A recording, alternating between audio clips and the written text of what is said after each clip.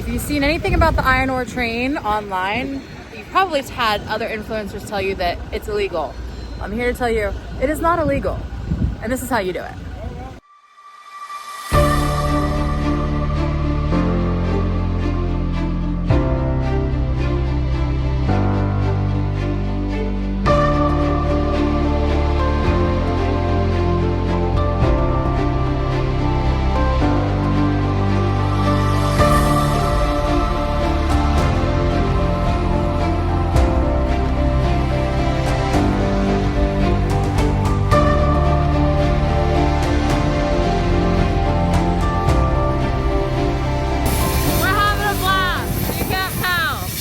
If you're coming to Mauritania and you don't do the iron ore train the right way, it's gonna absolutely ruin your trip. So let me show you how to actually ride the iron ore train in Mauritania the right way. People saw this on my Instagram and they're like, what's the iron ore train in Mauritania? Well, it's basically one of the longest trains in the world.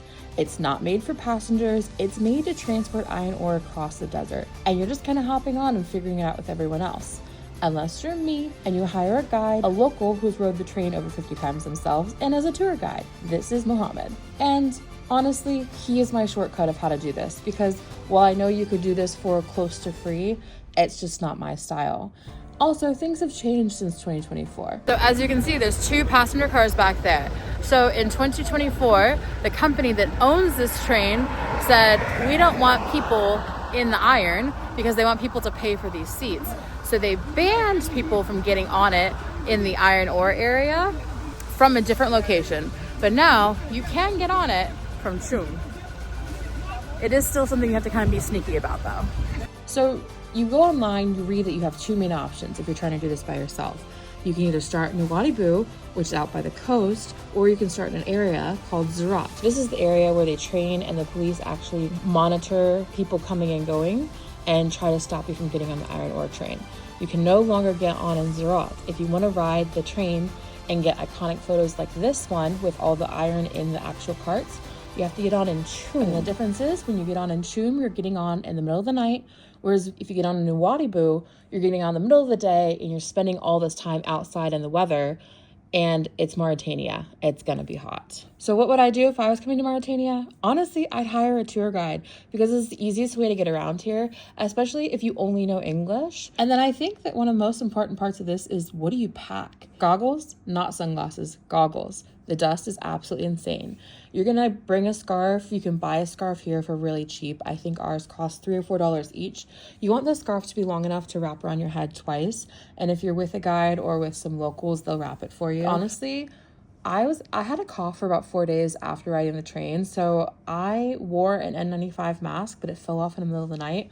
I wish I had properly secured it and worn it all night, because the cough afterwards was brutal. And then because we brought Mohammed with us, or he brought us with him, he brought us sleeping bags, he brought a shovel. We had very, very comfy mat to lay down on. We brought water. We went to the grocery store and got snacks because, again, there is nothing on this train. You are literally riding with the locals. And then you have to wear clothes and shoes that you don't care about because they will come back completely destroyed. I still have my shoes sitting out on the balcony trying to figure out whether I want to try to salvage them or not. Everything you bring with you gets dust on it, and even my DJI Osmo 3 that I brought with me to film had the little metal shards because iron ore is metallic or like magnetized, and I had to clean that off afterwards. So just a reminder, plastic bags are your best friend. Wrap things. And when it comes to going to the bathroom, we didn't drink or eat very much food because we didn't want to have to pee or poop on the train, if we're gonna be honest with you. Because this guy was a gem. He freaking made us a whole area out. He made us dinner the night before. He managed to deal with my crazy, insane questions that I had the whole trip.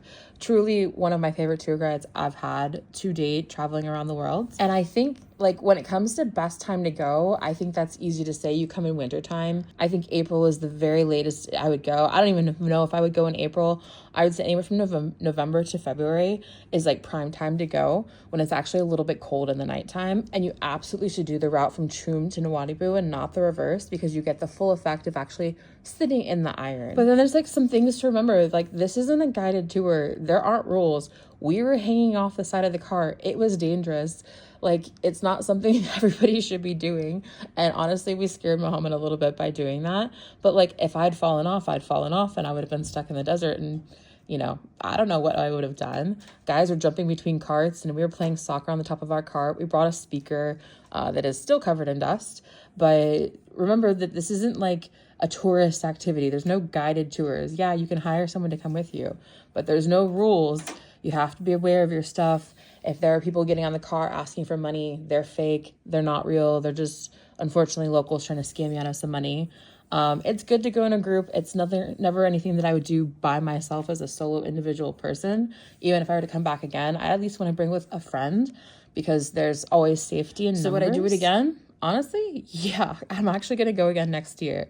So if you want to come with me, drop me an email below on the contact form, and I'll be sure to let you know if I do decide to put a trip together. But I had such a fun time in Mauritania, and it was more than just the iron ore train ride that made the trip fun. I came to Mauritania only solely for the iron ore train, and I left with such a bigger, deeper appreciation for this country. They only get 6,000 tourists a year, and I think that I want to bring a group back next year if I get enough people that are interested in coming. So whether you come with me or you come with someone else or you go by yourself, just come prepared, because it's one of the coolest travel experiences you can have. Come and stay a full 8 days in Mauritania, or 7 days. Because if you don't, you're going to regret it, because the train is just like the cherry on the top of such an epic week. And my one key note that I would tell anybody is that if you come, know that there are multiple trains that run through the area. We were lucky to get on at 10 p.m. and get off at 10 a.m. We did not experience any delays. So our train ride was only 12 hours. It can go all the way up to 14, 15 hours.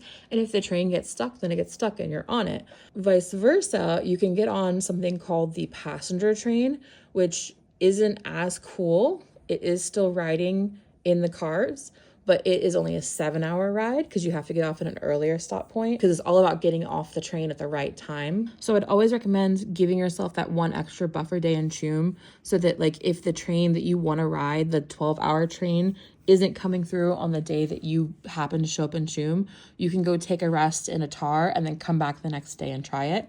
And that is just something you wouldn't know as a person that doesn't live in Mauritania, which is why we hired the guide, because we didn't want to just have two drivers like drop us off on a train and only be 7 hours and we don't see a sunset or a sunrise on the train. So we hired a local guide that, spoke English and could make sure that we were getting on the right train. And thankfully, we planned our itinerary perfectly so that we didn't have to spend that extra night in June waiting on the 12-hour train that we wanted to actually get on. As always, I'm Rachel Likes Traveling. I run the company Adventuring for Life.